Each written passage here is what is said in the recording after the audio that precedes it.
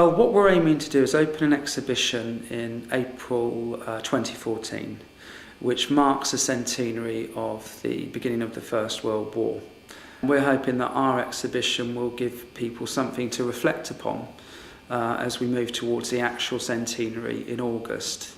The exhibition continues on until September.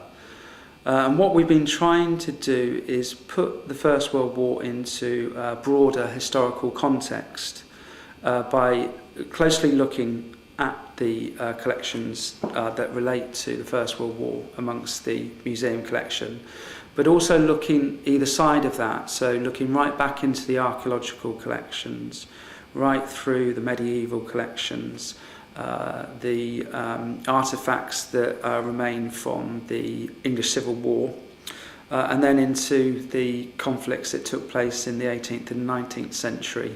And what we'd like to do is to show how Reading took part in wars, how wars affected the people of Reading, and certainly as an archaeologist, I've got evidence taking that right back into the Bronze Age, which is 4,000 years ago.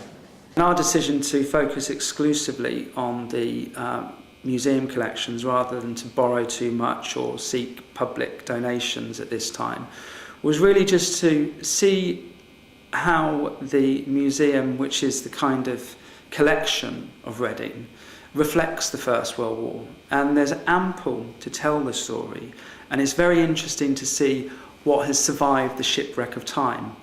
And taking this approach, I think, is quite an honest way of doing things, really, so that you can see this is what Reading has kept to keep its memory alive about the First World War.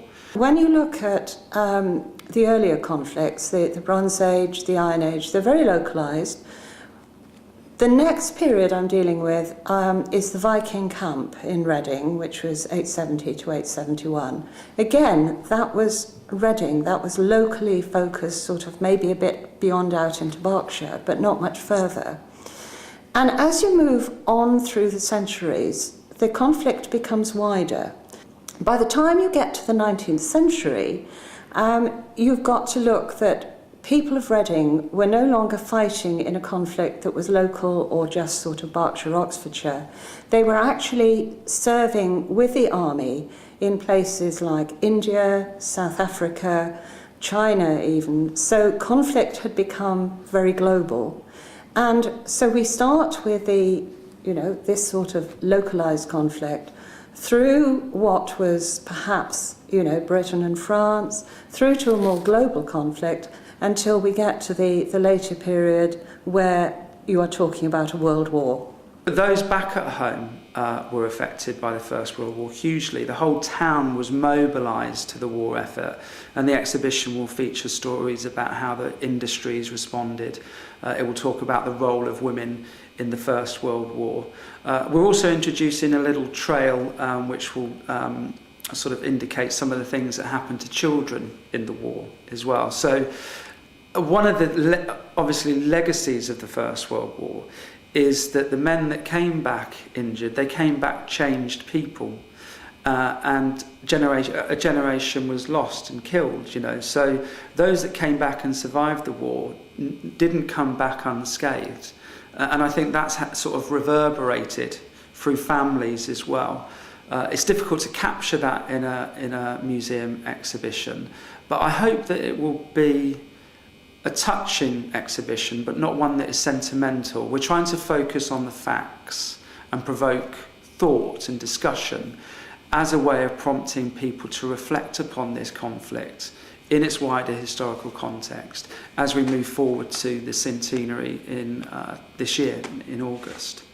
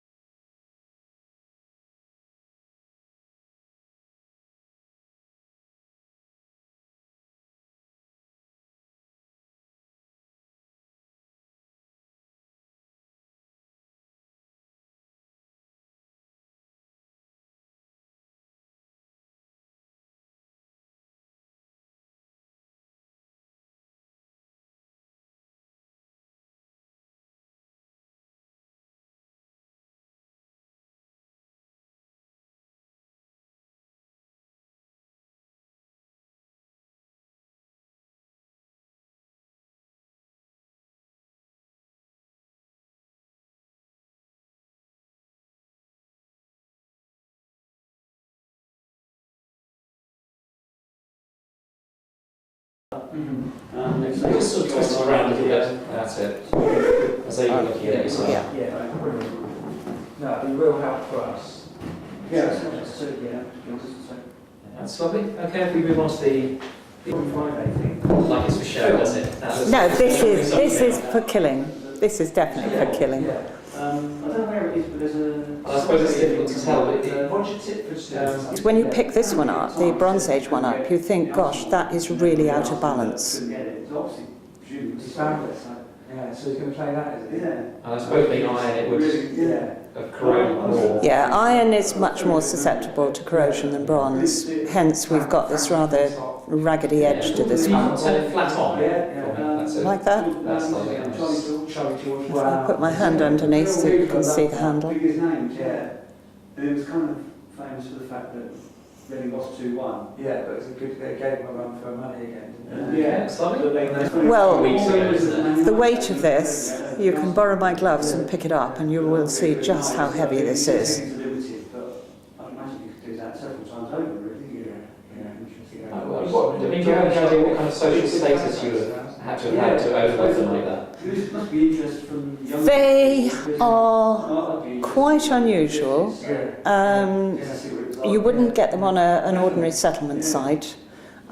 You would really have to be a really, leader to have something like as big as this. I mean, you have smaller knives, daggers, dirks, which are more common than these gigantic bronze swords. But, this kind of thing is quite unusual. Yeah. How you do it, how you get your metal. Yeah. Actually making one of these doesn't seem to be quite such a problem because... What about mining the actual... Oh yes, I mean when you talk about how you get the bronze, yes, that's a different matter. But the actual craftsman making these, it's quite, well, not quick. And of course that's another thing, that if you've got skilled metal workers, someone's actually feeding them, Yes. paying them. Yes, there's something of a luxury, aren't they? Yeah, so that again shows a hierarchy of society, that there's somebody in charge who's saying, right, you and you will do this, and you can do that. Yeah.